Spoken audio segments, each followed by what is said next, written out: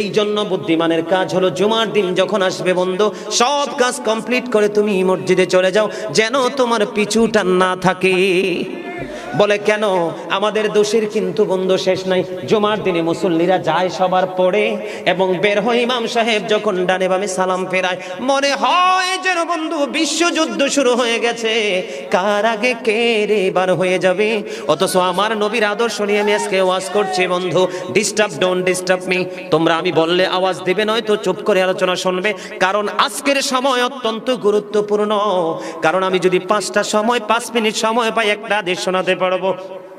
হয়তো বা এই একটা হাদিসে আপনাদের কারো না কারো হৃদয়ে ছুঁয়ে যেতে পারে, আর এটাই আপনার জীবনের জন্য, হেদায়েতের জন্য যথেষ্ট হতে পারে। বন্ধু, মুসল্লিরা যায় রে সবার পরে, বের হয়ে আসে সবার আগে। এটা মুসলমানের কখনো চরিত্র হতে পারে না, তাকওয়া সম্পূর্ণ ব্যক্তির আদর্শ কখনো হতে পারে না। হাদিস শরীফ খুলে দেখি বন্ধু, আমার নবী বলেছেন, রে আমার উম্মত, জুমার দিন সাইয়্যিদুল আইয়াম, সব দিনের চাইতে শ্রেষ্ঠ।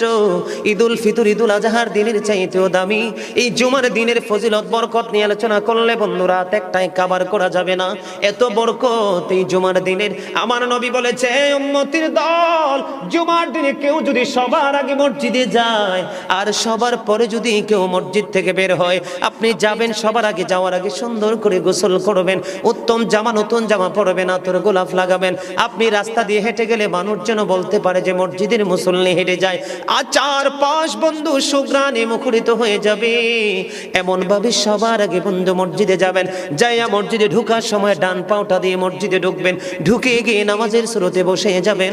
বসে যখন আপনি আল্লাহর ইবাদত করতে করতে করতে করতে সব মুসল্লি বন্ধু বের হয়ে যাচ্ছে, আপনারা